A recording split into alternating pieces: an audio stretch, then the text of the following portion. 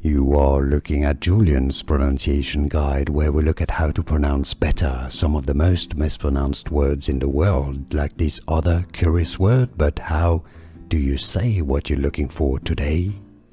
Let's learn how to pronounce this very curious expression in English. If you want to learn more vocabulary, stay tuned.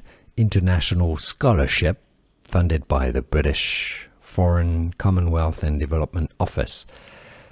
Chevening is how it's pronounced. Chevening is the name of a mansion or a house in southeastern England, in Kent. Chevening Scholarship, or scholarships if it's plural. Chevening is what you want to remember. Chevening, it's easy, and now you know. Chevening Scholarship pronunciation.